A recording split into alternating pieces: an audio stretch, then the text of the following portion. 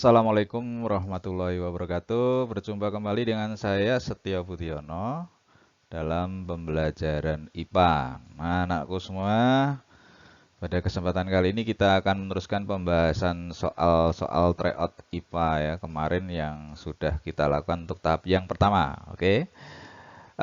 Untuk sekarang kita akan bahas selanjutnya yaitu untuk bagian yang kelima dari tayangan video kami ya. Nah, di sini kita akan bahas soal-soal yang berhubungan dengan materi biologi SMP mulai dari nomor 23 sampai nomor 40. Oke, anak-anakku, kita lihat untuk soal yang nomor 23. Oke, soal nomor 23. Nah, seperti ini untuk soal nomor 23 bisa anak-anakku perhatikan. Soalnya ini tentang komposisi makanan ya, anak-anakku ya. Nah, di sini yang ditanyakan adalah asam sorbat sebagai zat aktif pada makanan di atas itu berfungsi sebagai apa? Nah, sebelumnya perlu anak-anakku ketahui untuk berbagai macam bahan tambahan, yaitu zat aditif yang diberikan pada makanan itu banyak sekali macam ragamnya ya. Ada yang sebagai penyedap makanan, ada sebagai pewarna, ada sebagai pengawet, ada sebagai pemanis. Nah, coba kita tunjukkan untuk bagian-bagian yang ada di situ. Misalnya penyedap makanan sintetis di sini tuh yang sesuai dengan komposisi makanan yang ada monosodium glutamat atau sering juga dengan istilah MSG ya. Kemudian pewarna makanan sintetis yang ada di sini tuh kuning FCF Cl15985 ya. Kemudian berikutnya pengawet makanan sintetis. Nah, di sini menggunakan asam sorbat ya. Jadi ini di sini ada pengawet makanan di sini ya, anak-anakku ya. Kemudian ada pemanis makanan sintetis. Nah, ya, itu perlu Anda ketahui, ada aspartam, ada sakarin, ada sukrosa ya. Nah, untuk soal 23 berarti jawabannya yang kaitannya dengan asam sorbat. Asam sorbat berarti dia sebagai apa? Iya, betul. Jadi jawabannya C ya, pengawet makanan. Oke, selanjutnya soal nomor 24. Oke, soal nomor 24 coba Anda perhatikan di situ yang ditanyakan adalah apa? Gejala alam abiotik ditunjukkan oleh pernyataan nomor berapa? Ayo. Di sini ada gunung anak Krakatau, ada seekor ular mengejar tikus yang ada di sawah. Ini sepertinya untuk yang dua ini masuk apa ya? Iya, betul ini masuk yang biotik ini ya. Berarti satu bisa ya. Oke, kemudian tiga permukaan air laut ini kayaknya abiotik ya, bener ya, betul. Lalu yang keempat tuh masuk biotik ini karena tanaman ya. Lalu berarti yang kelima masuk ya. Berarti untuk jawaban nomor 24 adalah Anda sudah tahu. Nih penjelasannya. Gejala biotik berkaitan dengan sifat fisik dan kimia di luar makhluk hidup. Gejala alam biotik merupakan kegiatan atau aktivitas yang dilakukan oleh makhluk hidup. Jadi jawabannya adalah yang iya, B, betul. Selanjutnya nomor 25 berkaitan dengan sel. Ini kayaknya sel apa ya anak-anakku ya? Benar, ini termasuk sel pada tumbuhan. Kita coba lihat bagian-bagiannya sebelum kita jawab ya. Kalau anak-anakku perhatikan, itu bagian yang di luar, paling luar itu namanya dinding sel, betul ya. Kemudian ada selaput plasma, kemudian ada kloroplas. Nah, itu ada badan Golgi, di situ ada mitokondria, lalu di situ ada nukleus, ada vakuola, ya, ada ribosom. Itu coba perhatikan bagian-bagiannya biar Anda semuanya tahu. Nah, yang terkait dengan huruf X yang ditunjukkan seperti pada gambar di sana itu berarti apa? Nah, kalau kita cocokkan ini berarti apa? Oh iya, benar sekali nukleus.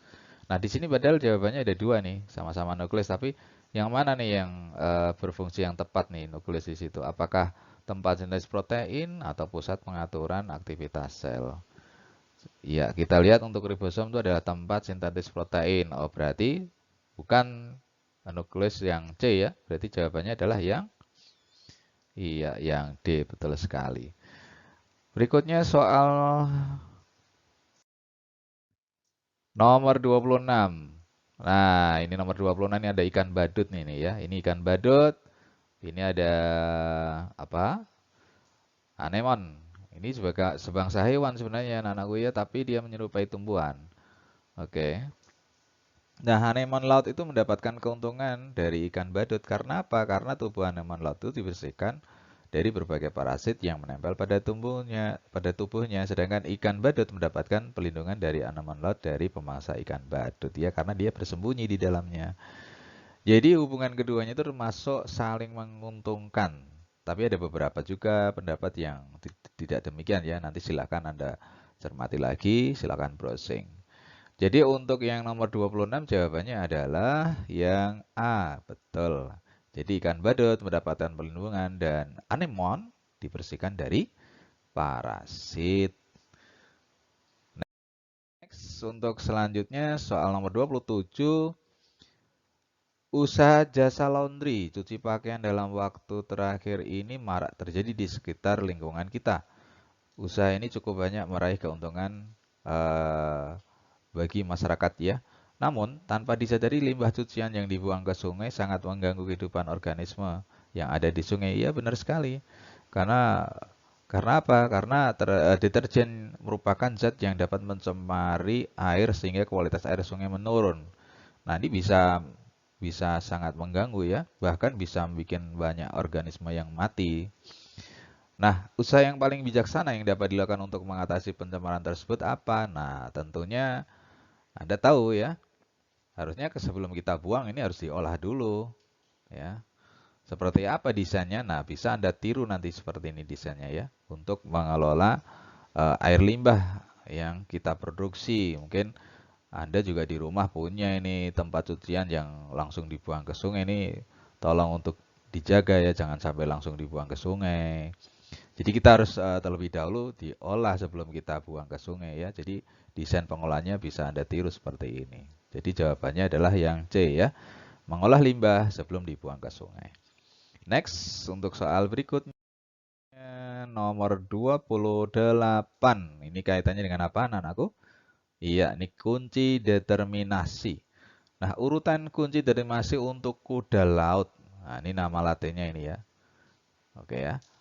Kuda laut itu ternyata hewan yang memiliki tulang belakang, berarti ini 1A. Oke. Kemudian untuk penutup tubuh bukan berupa rambut, jadi 2B. Kemudian memiliki sisi berarti 3A dan tempat hidupnya atau habitatnya ada di air, benar ya? Jadi kuda laut itu tempat hidupnya ada di air, tuh air laut. Jadi untuk nomor 28 jawabannya adalah A. Berikutnya 29. Perhatikan gambar hewan berikut ini. Dasar pengelompokan hewan 1, 2, 1, 2, ikan dan kata. 3, 4, ini kayaknya lumba-lumba ini ya. Lumba-lumba dan apa? Sapi. Oke. Hewan berdarah dingin atau poikilotherm, yaitu hewan yang suhu tubuhnya kira-kira sama dengan suhu lingkungan sekitarnya. Contohnya apa anak-anakku? Iya, ikan, reptil, amfibi. Oke ya. Jadi 1 dan 2 ini eh, memiliki kerabatan mungkin dekat ya kalau kita kelompokkan karena dia memiliki sifat suhu tubuh ya. Kemudian lumba-lumba dan sapi itu tergolong hewan yang punya kelenjar mamai atau kelenjar susu karena keduanya itu melahirkan anak. Jadi untuk yang dasar pengelompokan dari hewan-hewan ini kalau 1, 2 dan 3, 4 itu alasannya ini ya. Sifat suhu tubuh dan mempunyai kelenjar mamai. Jadi jawabannya adalah yang D. Selanjutnya nomor 30. Perhatikan gambar di bawah ini. Ini saya perjelas dengan penjelasan dari saya. Ini adalah enceng gondok ya anakku ya. Terus ini adalah putri malu. Nah, ciri makhluk hidup yang ditunjukkan oleh tumbuhan tersebut secara berurutan adalah, tentu anak-anak udah tahu ini. Jadi ciri dari makhluk hidup kan ada yang bernapas, memerlukan makanan dan minuman, bergerak, tumbuh dan berkembang, berkembang biak atau reproduksi, peka terhadap rangsang, dan menyesuaikan diri atau adaptasi. Ya, oke. Jadi untuk yang enceng gondok itu termasuk tumbuhan yang hidupnya berada di dalam air. Adaptasi strukturalnya, ya itu terkait dengan kandungan air yang tinggi dan kekurangan ketersediaan oksigen. Maka bentuk daunnya itu seperti ini anak-anakku ya, lebar-lebar ya. Kemudian untuk putri malu itu termasuk tumbuhan yang peka terhadap rangsang. Oke. Jadi untuk yang nomor 30 jawabannya adalah D. Iya. Next. 31 ini. Oke, ini berkaitan dengan apa anak-anakku? Ini berkaitan dengan materi otot ini ya. Peranan otot yang bekerja pada lengan dengan perubahan dari P ke Q. Jadi ini yang diminta dari P ke Q. Baik, kamu bisa perhatikan gambar di bawah ini. Ini namanya bagian belakang ini adalah tricep. Ini bicep yang depan. Nah, kalau posisi lengannya seperti ini, ya, posisi tegak seperti ini, maka tricepnya ini posisinya kontraksi, bicepnya relaksasi. Namun ketika dia sudah berubah posisi menyiku seperti yang ditunjukkan pada gambar, kalau dia dari P ke Q, maka yang terjadi apa? Oh iya, bicepnya ini akan berkontraksi, sedangkan tricepnya relaksasi. Jadi untuk soal 31, jawabannya adalah iya A, betul. Next. Nomor 32. Baik, perhatikan tabelnya di sini ya. Ini ada bahan makanan tapi tidak tahu ini namanya apa ini. PQRS ya. Kemudian reaksinya itu maksudnya nanti kalau dia itu untuk mengetahui ini kayaknya berkaitan dengan uji makanan ya. Jadi kalau nanti reaksinya akan dengan menggunakan bahan-bahan seperti ini, nanti hasil uji makanannya terlihat seperti tabel di sebelahnya ya. Berdasarkan data percobaan di atas, bahan makanan Q dan S berturut-turut adalah. Ini yang ditanyakan Q dan S, tapi kita perlu untuk mengetahui semuanya ya. Kita lihat dari P. P ini termasuk mentega karena apa? Dia mengandung lemak. Kenapa saya katakan demikian? Karena ini ketika dioleskan pada kertas HVS itu ternyata kertasnya jadi transparan ya anak-anakku ya. Ini hasil uji makanannya. Nah, semua makanan yang dioleskan pada kertas HVS atau buram itu kalau nanti jadi transparan tuh berarti mengandung lemak ya. Kemudian yang Q itu kenapa nih saya katakan termasuk larutan glukosa ya dan gula pasir karena dia mengandung gula. Nah, kenapa? Nah, ini ada tanda-tandanya ini. Ketika dia diuji dengan tetesan benetik, itu akan mendapatkan hasil uji endapan merah bata ya, anakku ya.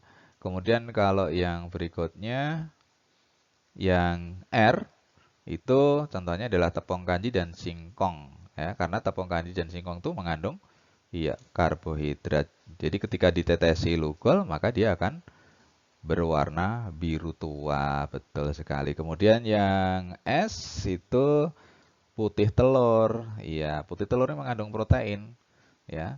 Putih telur itu mengandung protein. Ketika dia ditetesi dengan bioret akan berwarna ungu muda. Jadi untuk soal nomor 32 jawabannya adalah iya D, betul sekali. Oke, selanjutnya 33. Ini gambar apa anakku? Iya benar sekali. Ini adalah skema dari peredaran darah. Ini ada yang di atas, ada yang bawah. Ini tentu kalian masih ingat ya. Ada peredaran darah kecil, ada peredaran darah besar. Baik. Di sini yang difokuskan adalah perbedaan antara pembuluh darah ya anak-anakku ya. Jadi ini yang diminta bagian X sama bagian Y.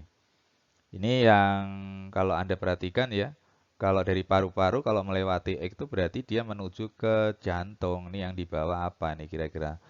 Iya, ini kalau mau diperjelas nanti dengan tabel di sini nih. Nih, lihat tabelnya ini sudah saya rangkumkan.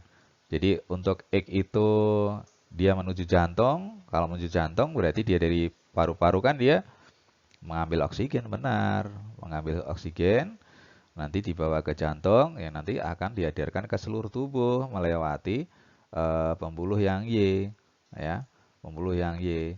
Jadi ini kalau kita perhatikan perbedaannya ada di sini ya, anak-anakku ya. Untuk yang X, X itu berarti mestinya tipis, kurang elastis ya dindingnya. Ya, karena apa? Karena ini tidak perlu tebal-tebal karena dia kembali aja nggak harus ada tekanan dorongan. Tapi kalau untuk yang Y ini harus tebal dan elastis karena apa? Karena dia mendapatkan dorongan tekanan dari jantung. Jadi diperlukan pembuluh yang tebal dan elastis. Kemudian arah alirannya ini sudah jelas, kemudian darah di dalamnya juga sudah jelas ya. Jadi untuk yang bagian Y, darah di dalamnya itu nanti akan kayak CO2 ya, karena dia beredar dari seluruh tubuh ya. Sedangkan untuk yang X itu kayak oksigen, kayak O2. Kemudian jika dipotong nanti darah itu nanti akan menetes. Itu kalau yang X, kalau yang Y itu akan memancar ya. Kenapa memancar? Karena tekanannya besar. Jadi untuk yang 33 jawabannya adalah A. Kemudian 34. Perhatikan data. Coba Anda perhatikan datanya ya. Ini banyak sekali datanya. Ini kayaknya tentang apa ya? Oh iya, ini tentang proses inspirasi pernafasan dada. Coba kamu ingat kembali nih bab tentang pernafasan ya. Inspirasi, in itu berarti masuk. Berarti ini masukkan udara tentunya ya. Nah, ketika proses masukkan udara di sini, maka yang tepat urutannya yang mana? Iya, dari nomor 4 ya. Otot di antara tulang rusuk itu harus berkontraksi. Nanti kalau dia berkontraksi, dia akan membuat atau menjadikan rongga udaranya itu rongga dada maksudnya ya. Itu volume rongga dadanya itu akan membesar. Kalau rongga dada itu nanti membesar, maka akan membuat jadi tekanan udara di dalamnya itu kecil. Nanti kalau kecil kan aliran udara bisa masuk ke situ ya. Iya, benar sekali. Jadi udara bisa masuk ke dalam paru-paru karena rongga udaranya menjadi besar, itu tekanannya akan berubah menjadi kecil. Lengkapnya seperti ini nanti bisa Anda cermati sendiri ya. Jadi ini ada inspirasi, ada ekspirasi. Next, nomor 35.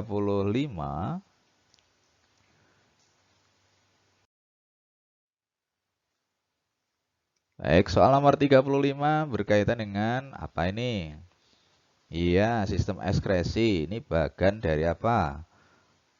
Betul, ini ginjal. Iya, ini ginjal ini ya, penampang ginjal ini potong nih kayak gini, ngeri. Oke, nama organ dan proses yang terjadi pada bagian yang ditunjukkan dengan huruf X. Ini yang huruf X. Baik anak-anakku, untuk memperjelas lagi untuk masalah ginjal ini saya tunjukkan ya bagian-bagian secara komplit ini, coba Anda perhatikan. Nah, ini.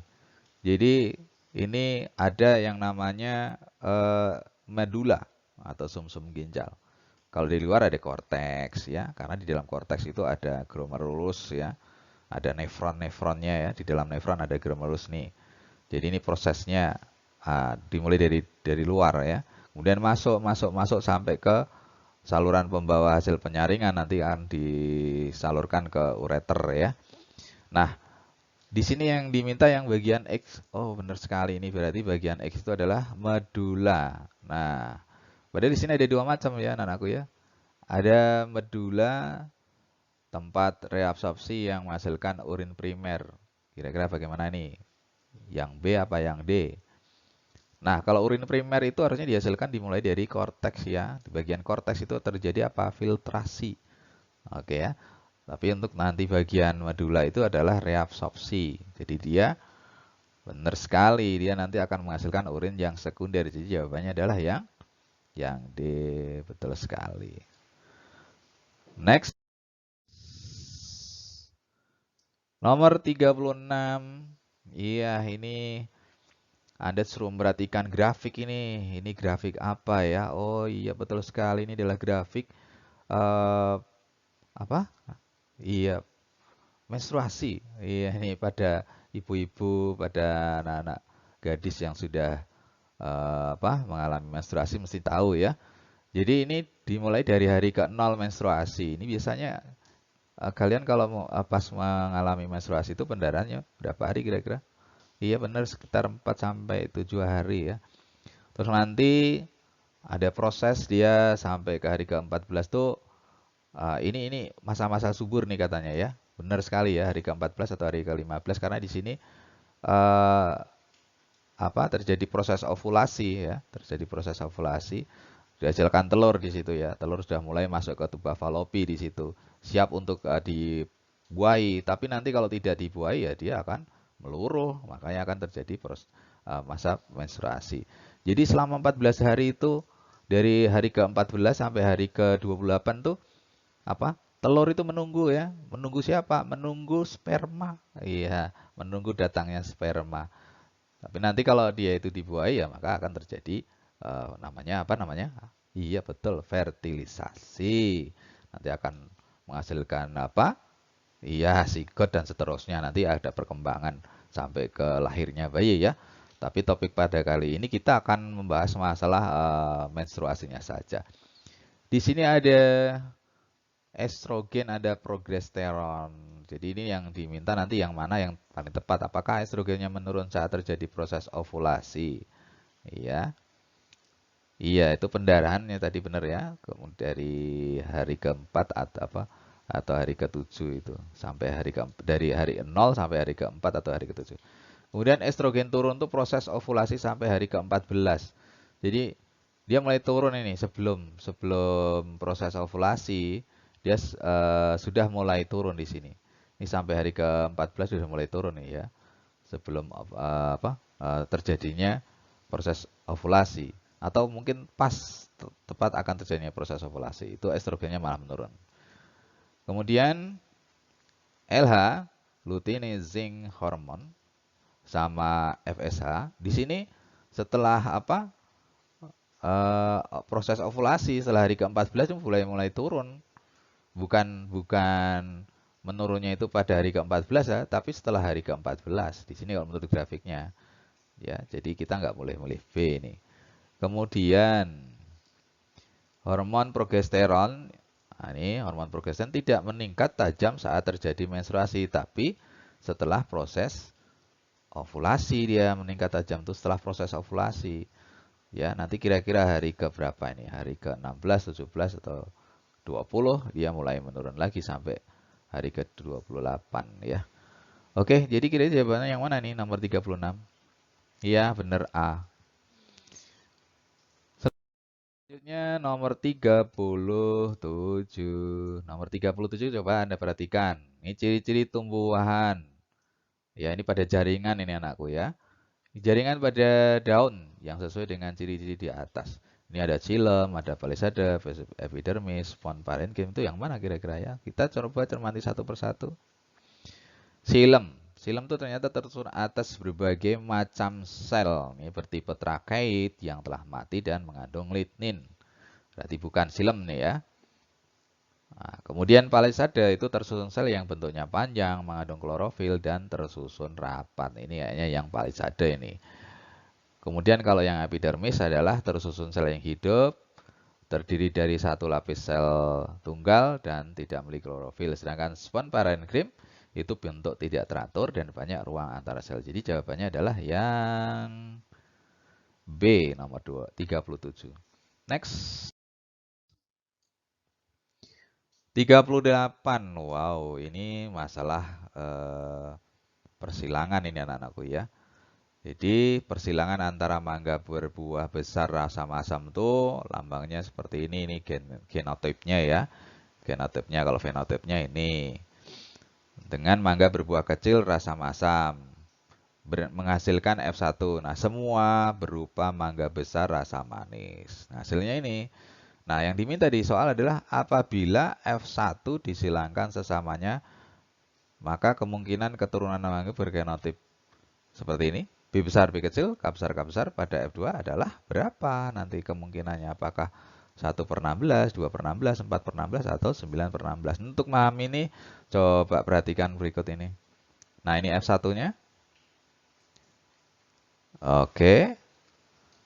Kemudian kita lihat hasil F2-nya. Biasanya kita gunakan pakai tabel ya. Nah, nanti untuk menaruh di dalam tabel, anak-anakku jangan lupa ya, kita tentuin gamet-gametnya ya. Kalau gametnya seperti ini sama ini berarti nanti. Jadi untuk keduanya nanti sama, kedua induknya. Jadi bisa B besar, K besar, ya, bisa B besar, K kecil, dan seterusnya. Nih hasilnya seperti ini. Nah, yang diminta adalah yang kemungkinan keturunan mangga bergenotip B besar, B kecil, K besar ini sudah saya tandai dengan warna kuning. Oke, di situ total keturunan keseluruhannya berapa? Iya, 4 kali 4 ya ini kan. Baris dan kolomnya 4 kali 4, jadi 16 totalnya. Jumlah keturunan yang bergenotip yang seperti yang diminta adalah 2. Maka kemungkinannya adalah, iya benar, 2 per 16. Jadi jawabannya adalah yang B. Next, 39. Oke, anak-anak ini terkait dengan apa? Oke, benar. Ini terkait dengan percobaan Ingenhius ya. Ingenhius itu melakukan percobaan yang menyelidiki tentang fotosintesis. Dia menggunakan tumbuhan air, hidrilla. Ya, hidrilla. Ini ada A dan B. Yang diminta dari soal adalah agar dapat membuktikan faktor yang mempengaruhi fotosintesis. Maka yang harus dilakukan oleh Satria adalah apa? Oke ya. Coba Anda ingat kembali faktor yang berpengaruh dalam proses fotosintesis adalah cahaya dan kandungan karbon dioksida. Cahaya itu diperoleh dari matahari atau lampu. Nah, di sini ya, di sini karbon dioksidanya bisa diperoleh dari apa? Dari NaHCO3 atau natrium bikarbonat atau sering kita sebut dengan istilah soda kue. Jadi kalau nanti ini ditambahkan di dalam air, maka di dalam air itu kandungan karbon dioksidnya akan bertambah ya. Itu berpengaruh. Jadi faktornya bisa diambil dari situ. Maka jawaban yang tepat adalah iya D. Meletakkan percobaan A dan B di tempat yang terang dan menambahkan iya natrium bikarbonat pada percobaan A. Jadi ini kita bedakan di sini nanti. Nomor terakhir, proses yang terjadi pada pembuatan tape dari ketan. Ini berkaitan dengan materi bioteknologi ya. Bioteknologi perlu anak-anak ketahui ada dua macam, ada bioteknologi konvensional dan modern ya. Nah, ini yang mana yang tepat ini prosesnya ini? Karena di sini ada yang dari jamur, ada yang dari bakteri, ada yang dari apa namanya? Iya. Ini ada yang dari bakteri, ada yang dari jamur nih, dua macam nih kayaknya. Coba kita lihat. Oke, ini mengubah amilum menjadi gula dan alkohol dalam proses pembuatan tape dari ketan. Ini Saccharomyces cerevisiae. Kemudian kalau yang Lactobacillus lactis itu berperan sebagai bakteri starter dalam proses pembuatan keju dan proses fermentasi susu ya. Ini kayaknya ada dua macam nih, jamur sama ini aja ya, bakteri. Kemudian Aspergillus wienty itu jamur yang digunakan untuk pembuatan kecap, tauco, sake, dan asam oksalat. Jadi jawaban yang tepat adalah yang iya A. Baik anak-anakku, saya kira pembahasan saya sampai di sini. Mudah-mudahan apa yang saya sampaikan ini banyak bermanfaat buat kalian. Jadi silakan nanti dikembangkan sendiri ya. Mudah-mudahan dengan ini kalian bisa mendapatkan tambahan pengetahuan. Kalau ada materi-materi yang belum jelas atau mungkin karena belum mendapatkan, ya silakan nanti Anda buka, browsing, bisa ambil dari YouTube, bisa dari diskusi dengan teman di grup WA ya. Baik, saya cukupkan sekian. Terima kasih atas perhatiannya. Assalamualaikum warahmatullahi wabarakatuh.